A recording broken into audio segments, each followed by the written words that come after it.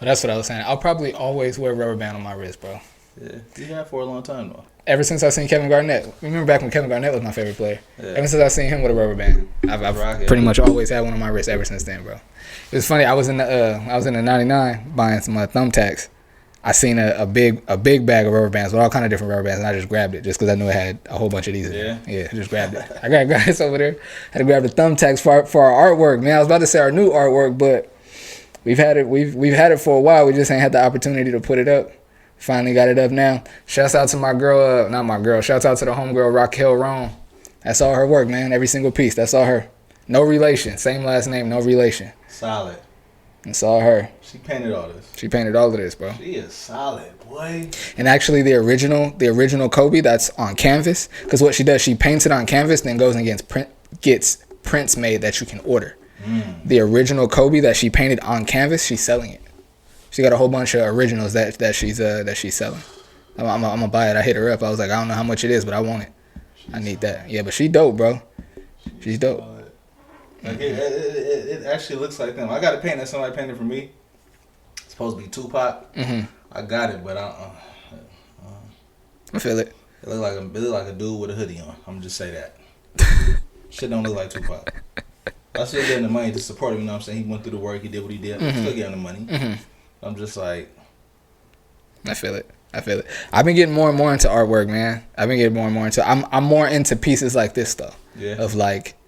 Not even like, I mean, Missy and Lauren and Bus, they not deceased. I was about to say not even deceased people, but just like prominent black people, you know what I'm saying? Or I want art that was painted by a black person and just luckily it's the best of both worlds, painted by a black person. It's legendary black people. You know what I'm saying? So, but yeah, shout out to Raquel Rhone providing the artwork. We paid, I don't want to say just provided the artwork. We paid full price for everything. But yeah, shout out to you, man. Got our set looking real nice. Took the jersey down. Got all our artwork up, and we ready to rock, man. Solid. Ready to rock. What you been up to, man? What you been up to since last week? I've been working, getting ready for the holidays, man. Trying to check everything off my daughter's Christmas list. That's about it, man. I mean, just focused on the holidays. You know, getting a little bit of my music done too. I came up with a few more new songs. I mean, that's really about it. That's what's up. What about you, fam? I guess it wasn't the whole week, but Sunday to Wednesday. I just got back from Palmdale yesterday. Okay. Was out there. I did a cousin podcast with my cousins. I've been talking about that for a minute. We're gonna call it the Cuzzo Cast. We're gonna try to do it at least once a month, maybe twice a month. We're gonna do it once a month. You gotta pull up with me, man. Bet, I'm down. Because it's gonna be like majority. Because I got hella like all boy cousins on my mom's side. It's only like 4 girls and it's like 20 of us. I mean, over 20 of us at this point, and it's only like 4 girls. So it's all boys. We all relatively around the same age, obviously all grown now. And we just doing what we always do. Just every time we get together, like whether it's at my granny house or whoever house, just talk sports, battle rap, hip-hop, argue, debate, go outside, play football, all of that. So we just brought all of that, and we making a podcast of it. There you go. So yeah, you got to pull up with me next time, man, because the homie, my cousin Blaze, shout out to my cousin Blaze, man. He always take care of me, man, every time. Even when he was living in LA, he's the one I lived with when I moved to LA. Whether I was pulling up to LA or now pulling up to Palmdale, man, all I got to do is give him the word that I'm coming in. No matter how long I want to stay, he put me and my kids up, take good care of us, you know what I'm saying? Don't never complain about us being there too long or nothing, man. Shout out to Cuzzo Blaze, man. Always looking out for me. I appreciate you. Yeah, I spent a few days out in Palmdale. That was nice. Did a lot of work last week. Did a lot of filming. I filmed so many basketball games. Had so much editing to do. I've overbooked myself a little bit. Out there grinding. Overbooked myself a little bit. I was like, I had people hitting me up, and one of them I did it that way on purpose. I was like, it's gonna be a good from like the end of December when basketball picks up at the end of December to like mid-February. I'm gonna have like not very many days off at all. Like I'm super booked up, but I was like, I was seeing them deposits, and I was like, I gotta get those, man. And then after I finish all the work, I get the back end. So it's like, you got to. I was thinking about that. I was like, I gotta do that. Do that, man. First. I feel it. What's that shop life been like, man?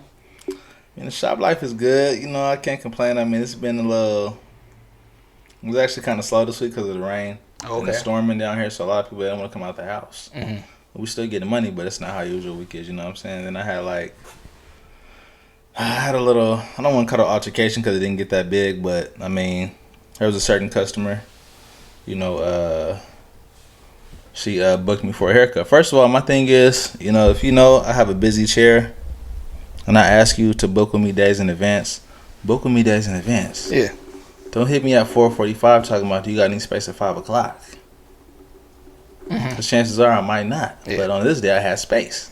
Yeah, you the bro. I pulled up on you one time on a random. You was like, "Yeah, bro, I ain't got no time today." And I was like, "Yeah, I get it. And we family." And you was like, "I can't even get you today." Exactly. Be like that. I get it. So 5 o'clock came, right? I'm looking at my watch. I'm like, okay, I give everybody at least a 10-minute grace period. That's the least I can do.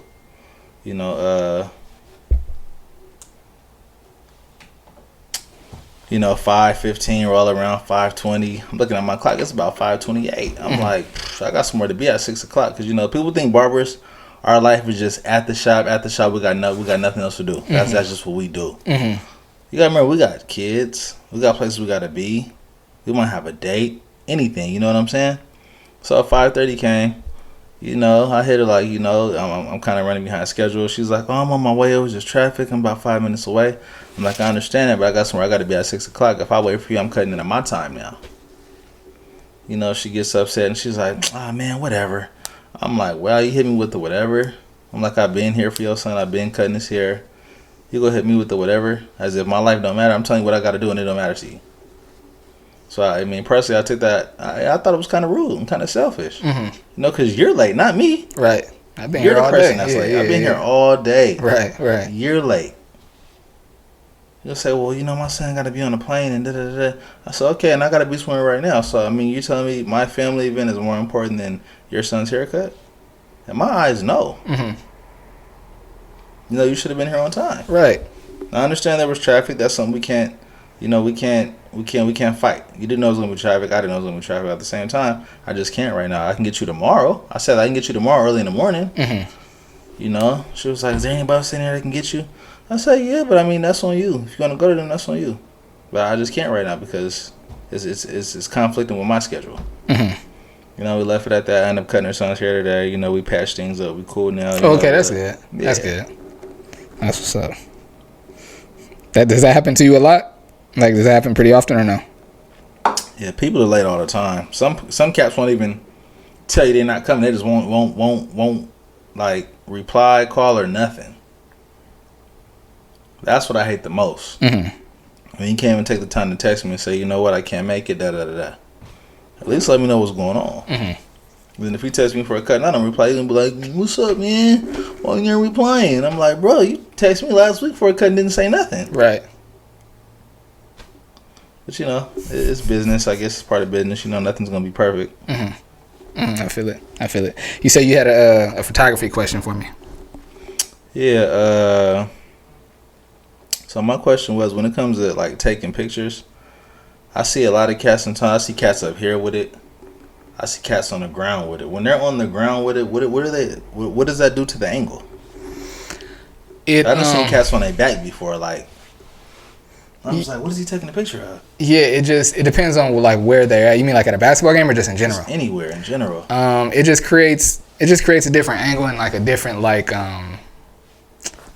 different composition to the photo. Like if you get low, like I know for me, like if I'm at a basketball game and I'm taking, I normally do video, but if I'm taking pictures at a basketball game and I get low, it's probably because I want a shot of somebody dribbling, but I want like, since I'm low, I want like someone's leg closer to the lens but blurred out. So like behind their leg, the player dribbling the ball is super duper in focus, and it just puts something right here like to like compose the picture a little better. So it just depends on like what you're going for, like what you want to see in your photo and your shot. I know if I was going low, that's what I'd be trying to do.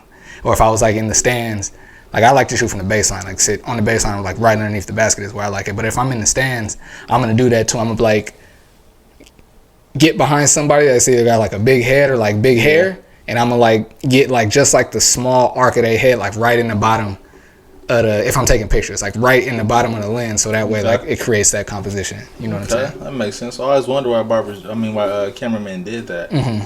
That makes sense now. That makes sense. Yeah, you gotta get them shots, man. You gotta move around, try to do different stuff. I know for a long time that was and I spoke about this one time. I remember when I asked you how does like a barber get better, but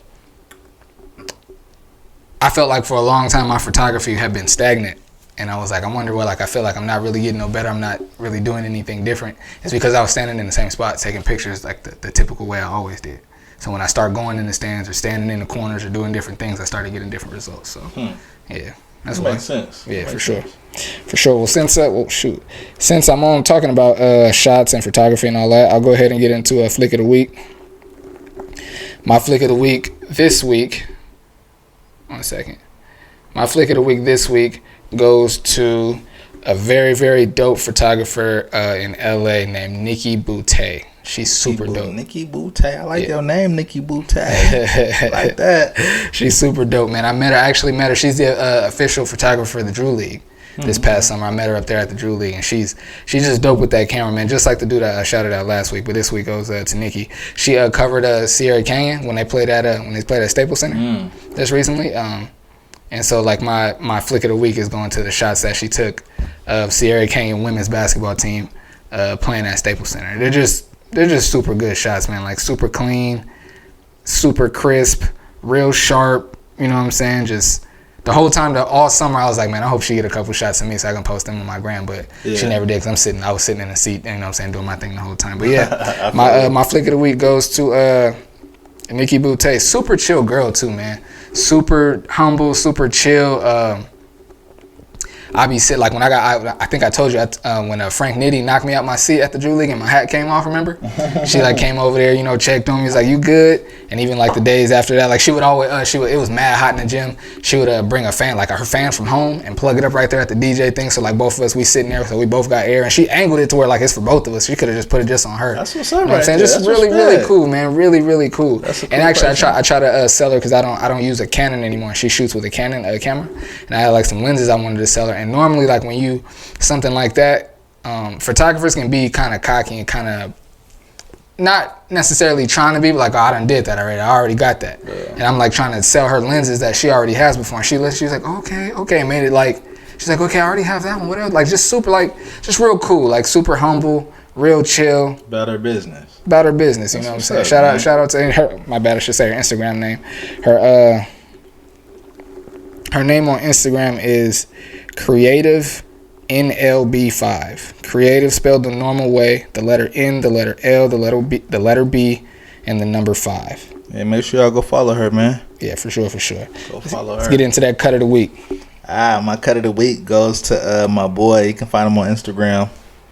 FunknFade. That's FUNKN Fade.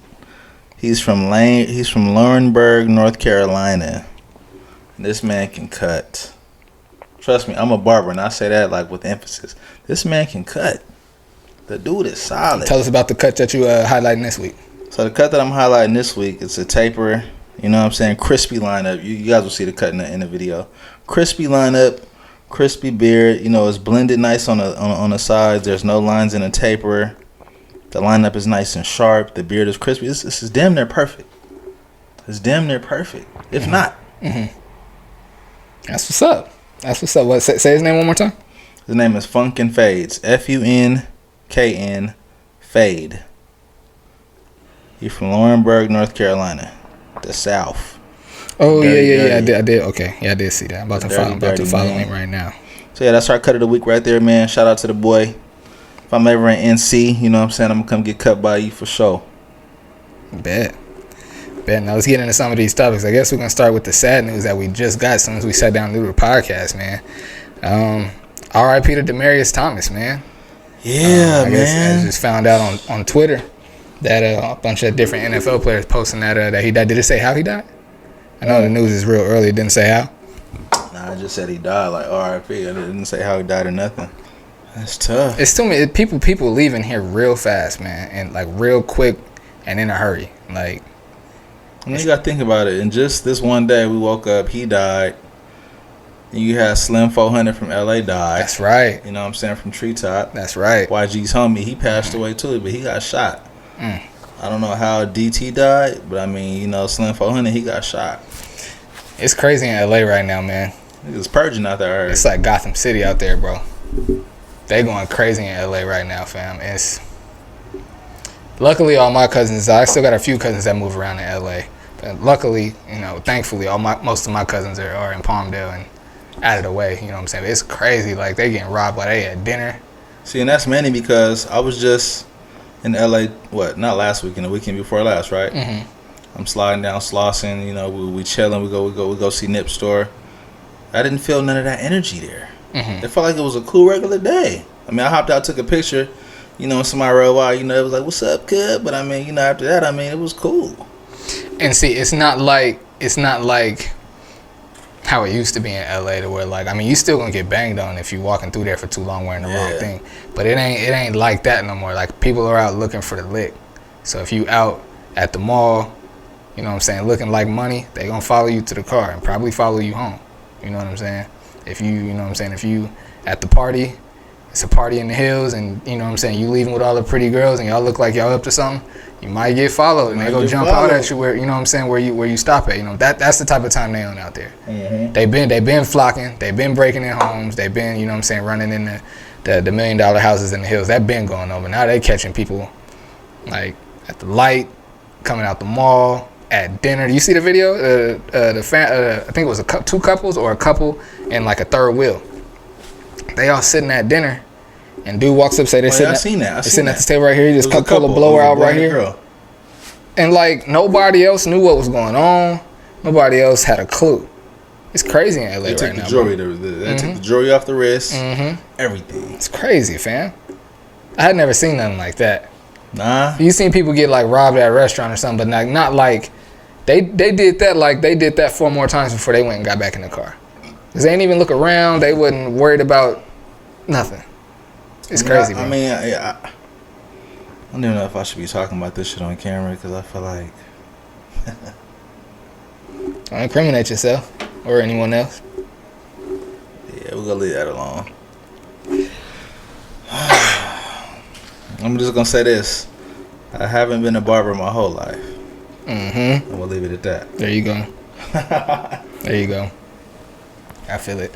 Now let's get into something that's something that's not a little bit more funny and upbeat, not something that's so depressing. Yeah. So Joel Olsteen, you know who Joel Olsteen is? Joel Olsteen. He pastors one of a mega church in Texas. I think it's in Houston or Dallas. Okay. It's in Texas for sure. What about it? This dude. You know him. You probably know him. Oh yeah, I seen this face before. The white dude. Yeah, for sure. He got the little commercials, man, that be talking about. Yep. I think he talks about the little water you can purchase or something like that, like holy water. Yep. I think he was doing that. He does the holy water. I think he was doing that. A plumber found lost checks and money in an envelope equaled up to like 60 bands. Found it at his church and was upset that he hasn't heard from the mega church. But I guess like since then, they've he said come again. So he turned the money in, and I guess he hadn't heard anything from the church. And I guess he was like upset that they didn't want to give him a reward or do anything for him for turning that stuff in. And it's like, I feel him. That's not something you say publicly though. That's something you say at home. Like, I'm at the church. I found 60 bands. I could have kept it. They ain't even give me nothing, bro. You don't go and say that publicly. That's tacky. You don't go and say that publicly. In my opinion. True on that part, because that is kind of tacky. It's kind of like you expected something. Like, if you're doing it out the goodness of your heart, you're not gonna expect a reward. So what he said was, money bow. What he said was, I wanted to hear Joel Olsteen say, you know, Justin, what you did was right. We understand what you did and what you could have done. He said that's what he wanted them to say. I saw another thing like updated that said that they didn't say like an exact dollar amount that they gave him, but the church like did, you know, give him some money and do some other nice things for him for turning that money in. Okay, then he should be cool then. You find 60 bands anywhere, you turning it in? I'm not gonna lie to y'all. I find 60 bands, you're not getting that shit back. You're not getting it back. I'm just being real. You're not getting it back. It's got only way is if it's inside of a wallet, you might get your wallet back with your ID and that, but you're not getting 60 bands back from me. I just can't do it. It's got to be a loved one. You got to be a loved one. Oh, and that's different. That's different. A loved one, you family, I know that's your money. I'm gonna give you your money back. Yeah. Because I feel like karma's cold. But if I feel like I found 60 bands and I don't know you, it was my time to shine. It was meant for me. That's my blessing. That's God telling me it's your turn. You done been through enough. Right. Here you go. Right. I feel it. I'm you not lost mad it at and I that. found it for a reason. I'm not mad at that.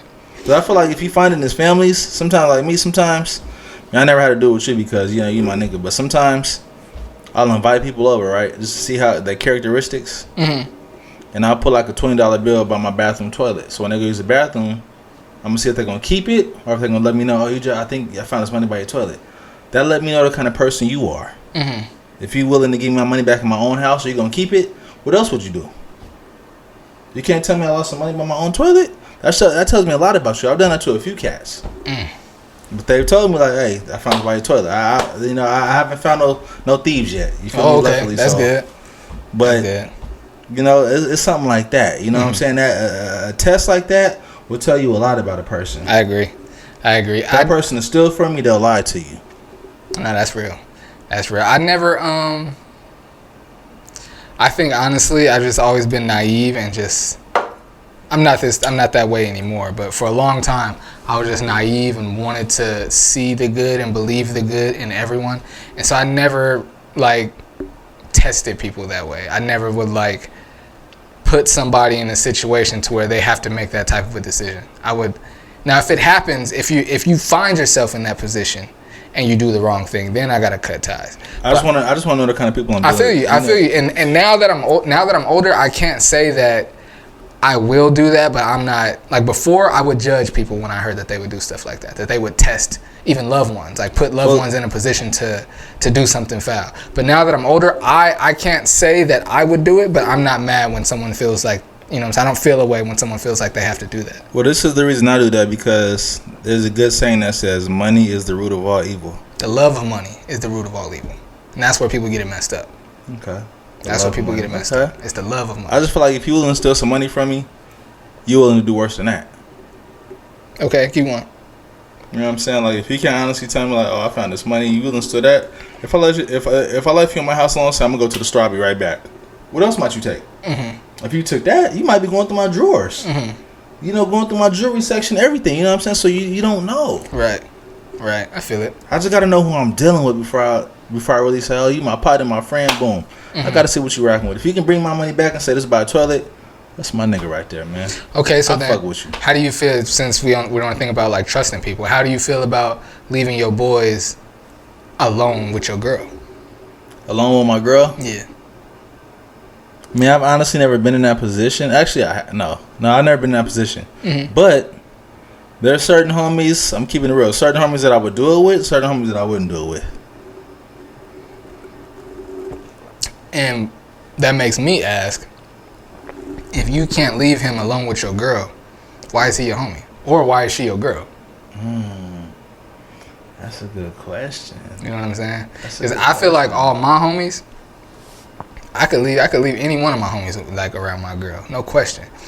But I also feel though, do I still feel that way? I used to feel like, because I had a cousin that was like, he didn't want nobody, even his cousins. He didn't even want his cousins hanging out around his girl. You know why? Because at the end of the day, he would do something. You never really know who you could trust. You never really know. True. You never really know. You don't know anything. You just have to try to trust. But no, I would always look at things like that. Like, if you don't want nobody, like, if you wouldn't leave none of your people around your girl, that means we shouldn't leave our girl around you. Because I don't think like that with my loved ones, with my cousins, with my homies, my brothers, obviously. Like, I don't think like that. Yeah. I don't. And so I feel like if that's where your mind goes, then maybe I shouldn't leave you around my girl. Now, I trust my girt. I mean, I never been in that situation, but now that I'm thinking about it, I haven't either. There's a few homies that I probably wouldn't, just because I'm not gonna put nobody out there. But yeah, there's a couple guys I would, a couple guys I wouldn't, just because I know how they are.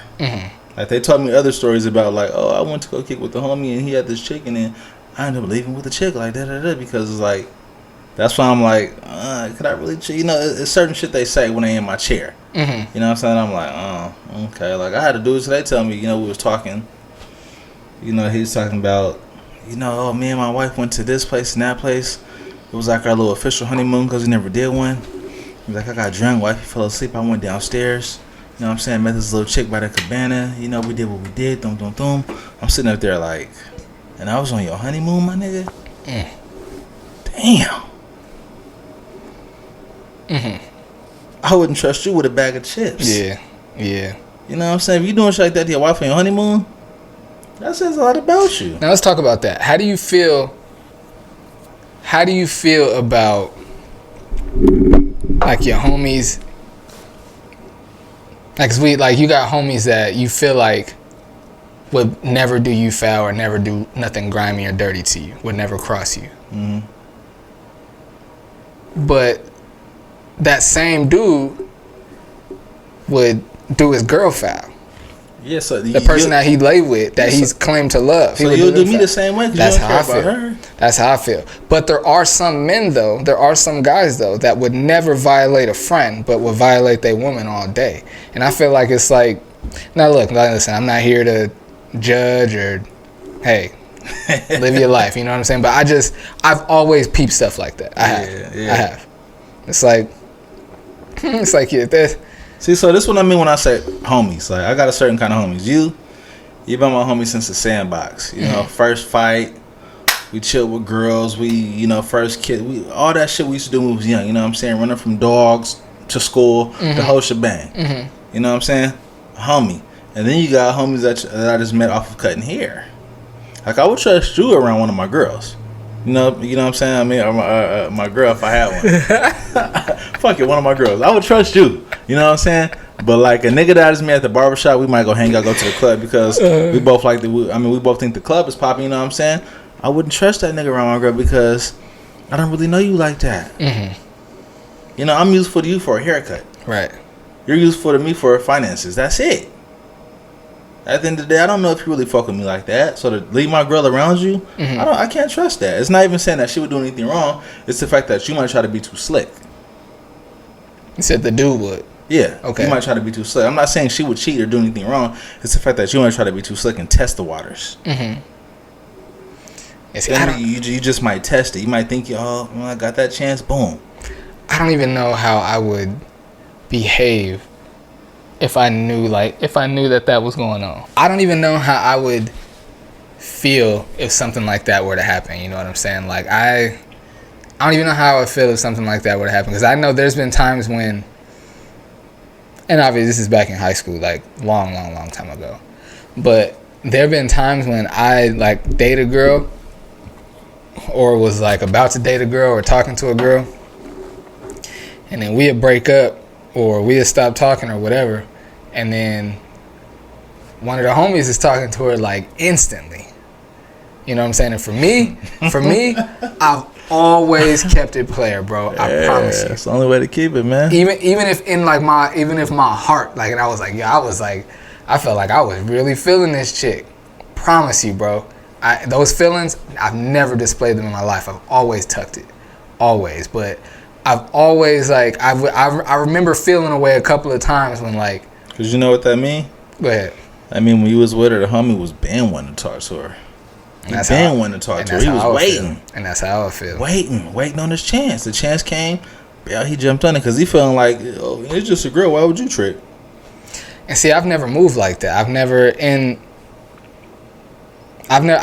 that way. I've never been that. I never wanted a girl that my homie had. Yeah. And I've never and if I ever messed with a girl or dated a girl or did anything with a girl, and then she started doing something with the homie, all my feelings fell away, I promise you. That shows you, what kind of girl she is. I ain't never played them games, bro. That would never been my thing. That shows you what kind of girl she is. Just a regular old little throw around, I mean.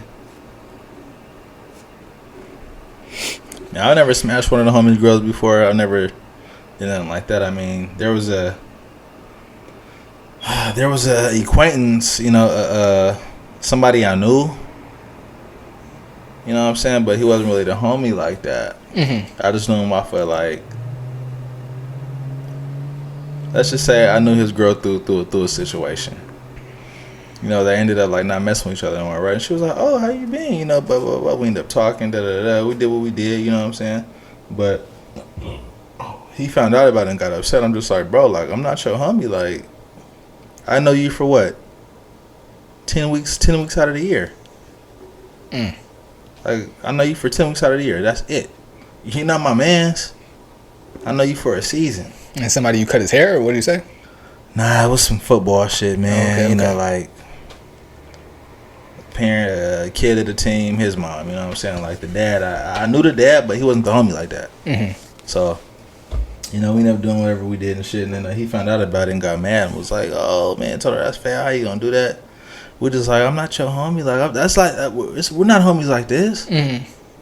I'll say what's up to you every day because I'm being cordial, but you're not my man's like that. So I felt like I wasn't in the wrong. I feel it. That's how I felt. I feel it.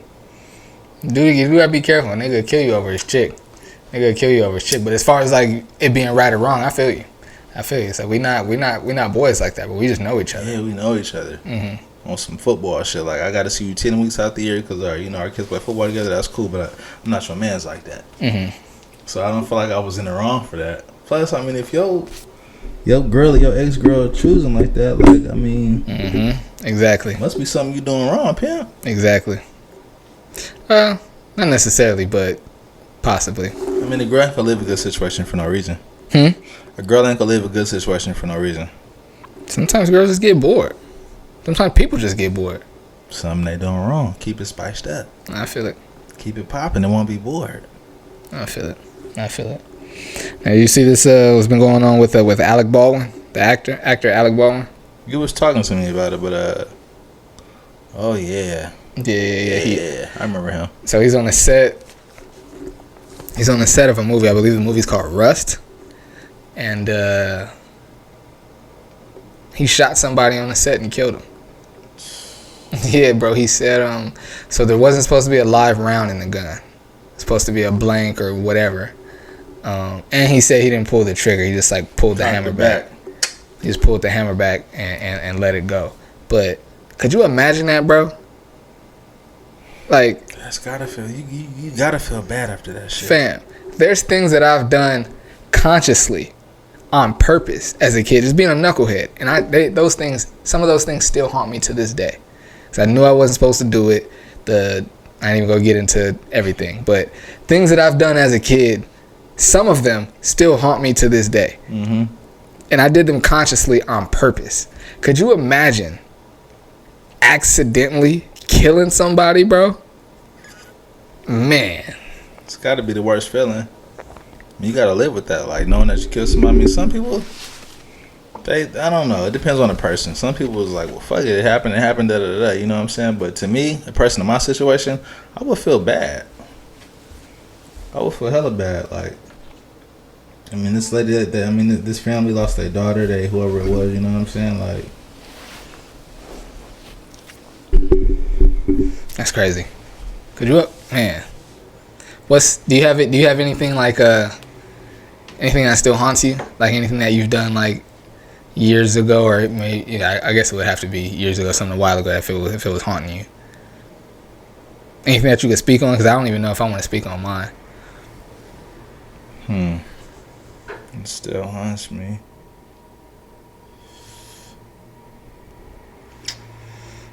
Yeah, I'm not gonna. Yeah, I was about to say I can't even.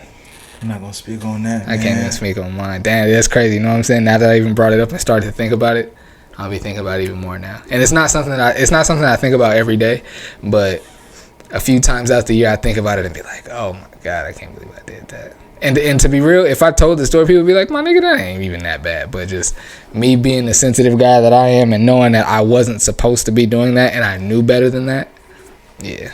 I mean, okay, so I got something I could share. Okay. That's outside of what I was going to share. But, I mean, you know, when I was young, you know what I'm saying? Like, I didn't really find myself in the world yet. I was just like to try and get $1 anyway I could. Sometimes I would meet chicks, you know, go to the house, we'd chill, drink, smash, knock the lights out, you know what I'm saying?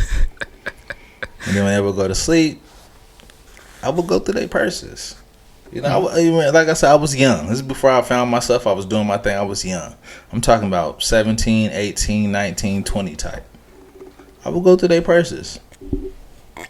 You know, and sometimes I get like a text like, yo, did you see my money? I'm like, nah, I was asleep with you. Mm-hmm. They're like, oh, well, it was for this. I wonder what happened to it. I'm like, pfft. Now, at the time I'm young, like, I'm up. I'm good. I'm chilling. I'm up right now. Mm-hmm.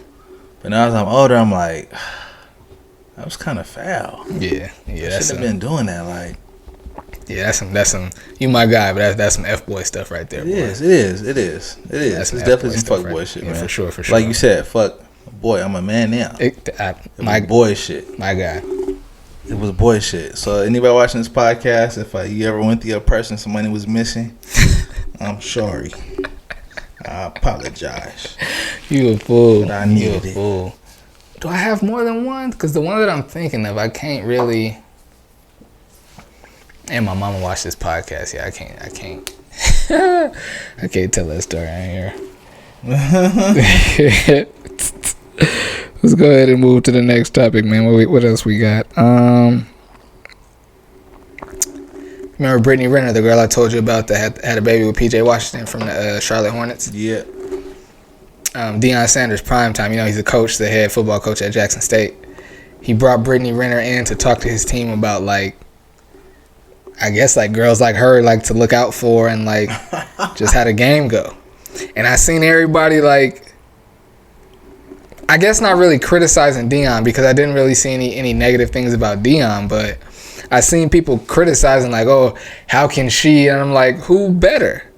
Like, how can she talk to them about blah, blah, blah? I'm like, who better than her? Exactly. Who better? That's the best person to talk to, somebody that didn't live through it. You know what I'm saying? Like, but I thought, man, I thought it was great. I would have my son play for Deion any day of the week, bro. Any day of the week, my kid can play for Deion. I remember I guess it was when he first got the job. He was at an away game and somebody stole something from him. Like somebody stole some personal belongings from him from the locker room. And after the game, during the press conference, he went on. He spoke about it before talking about the football game or about his players. He spoke about his things being stolen for like a good, I want to say 5 minutes or so. I remember talking to my brother. My brother was saying, like, that's not the way to handle that. Like, he shouldn't have made it. Like, I'm like, nah, bro. His personal things got stolen from the other team. Like, you can come and talk about that. You said that? Yeah. And I remember like that, right? And I remember telling him, I was like, bro, my kid could go play for Deion, because he was saying, like, it's supposed to be about the kids. He's making it about himself. I'm like, bro, do you think any of his players felt like he was trying to take their shine? I was like, if you're a high school.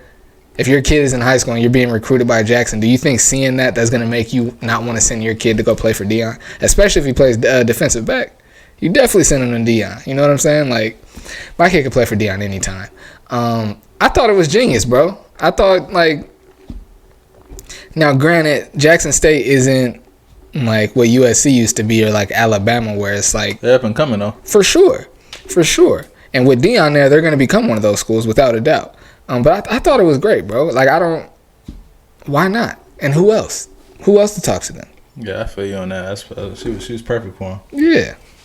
I do want to hear the speech though. I do want to hear what she said, or at least get the transcript. Gotta find that. Get the transcript so I can read it. Dang, I should have tried to get my hands on that before we came in here to do the podcast. But I do want to hear like what she was saying, because she's been on like a little podcast tour, talking about like why she wrote the book, her personality, like who she is as a person, why, like some of the things that transpired with her son's father. Yeah. And a lot of what I hear from her is BS, but a lot of it is like, oh, okay, I feel where you're coming from. But I'm saying that to say that's why I wanna know what she said to the players, because she sounds logical in all these podcast interviews that she's doing, and at times it sounds like she's telling the truth and or she believes what she's saying, but then she'll say something to contradict that, and it's like, what are we doing here? You know what I'm saying? So I want to hear what she said to the kids. Go listen in on her. What's her? Yeah, Brittany Renner. She did a podcast. She sat down with Joe Budden. It was a Patreon episode though. It wasn't just on YouTube, if I'm not mistaken. But she sat down with Joe Budden. She sat down with Adam 22 from No Jumper. I don't know if you're familiar with that podcast. White dude. Kevin Samuels. Do you know who Kevin Samuels is? Oh, okay. Yeah, I gotta put you up on these people. Kevin Samuels is an interesting guy. Put me up on something, man. Yeah, I got you. Last thing, I mean, unless you have some other things, the last thing I got was, do you think it's corny for a guy to want to have matching outfits with his girl? I don't think it's corny. No? Nah, because at heart, I'm a lover. You know what I'm saying? So I feel like something like that's cool. Like, why not? I mean, it's gonna make your girl happy. Mm-hmm. You know what I'm saying? Like I say, happy wife is a happy life. So I mean, as long as she happy, you good. But I don't think it's corny. Nah. Like, I want a girl I could meet. You know what I'm saying? We could take Christmas pics together. You know what I'm saying? Matching pajamas, matching outfits. I want to do that kind of shit. Now, see, matching pajamas is cool. That's like some Christmas card type stuff. I'm down with matching outfits too. Out in public, let's go. Okay. Let's go. Why not? You see, I'm with it too. But I know, like, anytime that I try it, like, I ask my lady, like, hey, what you finna wear? And she'll be like, well, I'll be like, because I want to match you. She'll be like, you want to match me? I'll be like, yeah. It's been like, I try to do it every time we leave. Like I got my kids, like a lot of the Cortez that I got, like both pairs of Cortez that I got, my kids got matching pairs. Yeah. And even like I try to, especially like I got two boys, you know what I'm saying? I'm trying to have them match my outfit every time we go somewhere, you know what I'm saying? I feel like that shows a connection right there. For sure. But I was just like, I be trying to do that every time. Like, move as a unit, look the same. I be trying to do that every time. My wife be looking at me like, nah, that ain't the way, bro. She not having it, huh? No, she be with it, but every time she just be making fun of me whenever, you know what I'm saying? Whenever I be like, yeah, let's go ahead and match, you know what I'm saying? But, yeah. I feel you. Know what about homies matching outfits when they go out? Nah. See, there was one time we accidentally matched by accident, but I didn't feel like changing when he got here, so I said, forget it. Mm-hmm. And this girl actually roasted us. That was matching. Funny. That was funny. At the time, it wasn't. But in hindsight, you know who you are. In hindsight, you roasted us outside, and I was like, "Wow, really?" I said, "It's like that. Like, come on." Mm-hmm. But nah, homies matching, nah, that ain't cool. But you and your girl do that shit all day. Sure. This is about what makes her happy. Mm-hmm. Yeah, man. That was it. Anything else you got on your mind? Anything else you would say or talk about? I think we pretty much tapped into everything. For sure. I like that Aaliyah shirt, by the way, too, fam. Thank you, sir. That shit is clean. Thank you, sir. That shit is clean right there. Y'all see your shirt right here, man? Look at that. That's butter. R.I.P. Aaliyah, man. Beautiful. Whoever did the artwork, that shit is clean, too. For sure. You know what? That might be next. Raquel. Might need that Aaliyah painting. Might need that. I don't even know if we got space for it. I'll put it up there up top. Bop. Yeah, we gonna need that. We're gonna need that Aaliyah. But anyway, it's been another episode of my bad, bro. I didn't even let me double check. Anything else you want to say? Anything else you want to talk about? No, I think we tapped into everything, man. Nah, no doubt. Yeah, man. That was it. So we gonna go ahead and get up out of here. Appreciate y'all tapping in, man. It's been another episode of the Barber and the Cameraman podcast. I'm your boy Michael Flicks, always in the mix. You know it's your boy Dita Barber. Nobody goes harder. We appreciate y'all tapping in with us, man. We'll be back next week. Yes, sir. Solid right there.